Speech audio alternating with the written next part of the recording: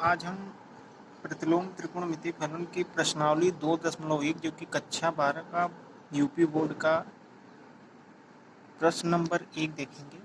प्रश्न नंबर 1 क्या पूछ रहा है कि ये यहाँ पर है। प्रश्न नंबर 1 में पूछा गया है कि साइन इनवर्स ऋण 1/2 का मुख्य मान ज्ञात करना है हमें। ये प्रतिलोम त्रिकोणमितीय फलन का एक क्वेश्चन है कक्षा 12 का। आइए हम इसको सॉल्व करते हैं। तो साइन इनवर्स ऋण 1/2 को हम मान लेते हैं y बराबर साइन इनवर्स ऋण 1/2।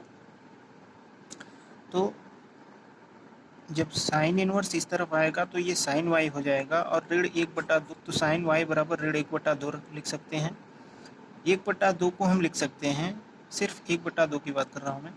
1/2 को हम लिख सकते हैं क्योंकि हमें पता है पाई बराबर 180 डिग्री होता है, पाई बटा 6 बराबर 30 डिग्री होता है। तो साइन 30 बराबर 1/2 और 30 अंश को हम लिख सकते हैं पाई बटा 6, पाई बटा 6 बराबर 1/2। तो अब हम क्या लिख सकते हैं कि साइन 1/2 के मान को हम लिख सकते हैं साइन पाई बटा 6। ठीक है दोस्तों।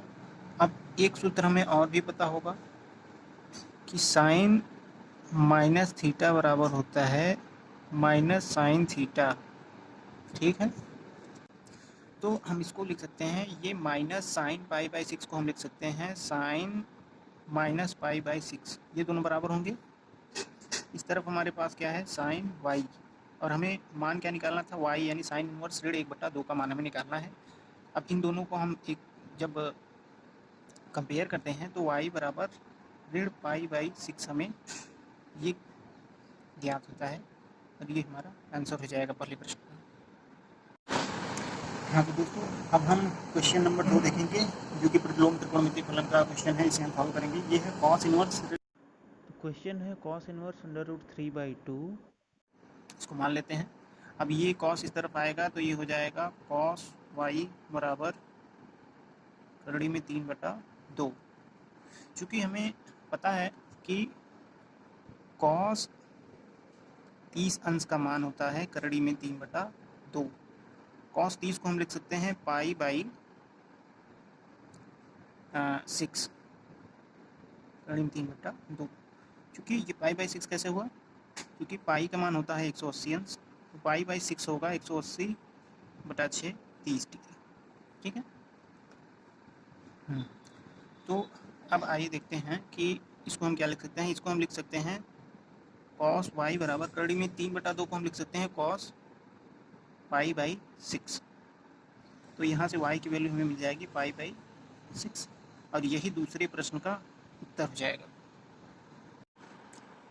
हाँ तो चलिए दोस्तों बढ़ते हैं हम क्वेश्चन नंबर 3 की तरफ। क्वेश्चन नंबर 3 में हमें पूछा है कोसेक इनवर्स 2 का मुख्य मान।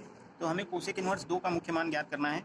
तो इसे भी हम हल करने के लिए पहले मान लेते हैं y बराबर कोसेक इनवर्स 2। ठीक है। अब y बराबर कोसेक इनवर्स 2 है तो इसको हम लिख सकते हैं कोसेक y बराबर 2। ठीक है। अब कोसेक y बराबर 2, क्योंकि हमें पता है कि कोसेक 30 अंश का मान होता है 2। कोसेक 30 को हम क्या लिख सकते हैं, 30 को हम लिख सकते हैं पाई बटा 6। ठीक है, पाई बटा 6 का मान होता है 2। ठीक वैसे ही ये पाई बटा 6 जैसे यहाँ पे ऊपर हमने लिखा था ये पाई बटा 6 30 अंश था, वैसे ही पाई बटा 6 30 को हम पाई बटा 6 लिख सकते हैं। तो यहाँ पे कोसेक y बराबर हम 2 को लिख सकते हैं कोसेक पाई बाई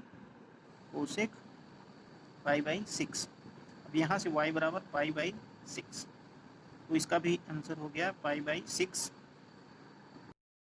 तो चलिए दोस्तों देखते हैं क्वेश्चन नंबर 4। क्वेश्चन नंबर 4 है tan इनवर्स माइनस √3।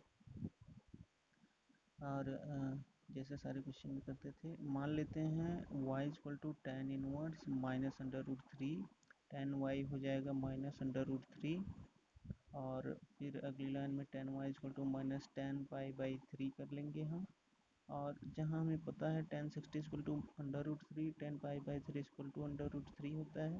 60 को हम पाई बाई 3 लिख सकते हैं, तो यहाँ tan y = tan minus pi by 3 हो जाएगा, क्योंकि फॉर्मूला होता है tan minus theta = minus tan theta. So y equal to -π/3 हो जाएगा। हाँ तो दोस्तों हम लोग चलिए देखते हैं प्रश्नावली 2.1 का प्रश्न नंबर 5, जिसमें हमसे मुख्य मान पूछा गया है कॉस इनवर्स ऋण 1/2 का। अब हम इसको हल कैसे करेंगे? कॉस इनवर्स ऋण 1/2 का मुख्य मान हमें निकालना है। तो सबसे पहले जैसे सारे प्रश्नों में हम मानते हैं, इसको भी मान लेते हैं y बराबर कॉस इनवर्स ऋण 1/2 आएगा। तो ये हो जाएगा कॉस y बराबर ऋण 1/2।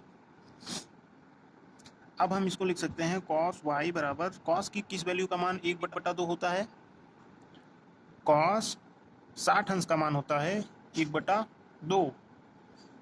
कॉस 60 का मान होता है 1/2 और 60 अंश को हम क्या लिख सकते हैं? π/3। कॉस π/3 की वैल्यू होती है 1/2। बाद हम लोग क्या करेंगे कि इसको लिख सकते हैं ऋण कॉस π/3। अब हमें पता है कि कॉस पाई माइनस थीटा बराबर होता है cos minus cos theta. Cos pi minus theta बराबर माइनस कॉस थीटा। तो हम इसको लिख सकते हैं कॉस पाई माइनस थीटा की जगह पे क्या है यहाँ पे? π/3। तो π/3। उसके बाद ये हो गया कॉस, इसको हम लिख सकते हैं 3π माइनस π/3। ये हो जाएगा कॉस 2π/3। इस तरफ है हमारा कॉस y। ठीक है, तो अब हम क्या करेंगे, यहाँ से y की वैल्यू हमें हमारे पास आ जाएगी 2π/3 और यही होगी इस प्रश्न का उत्तर।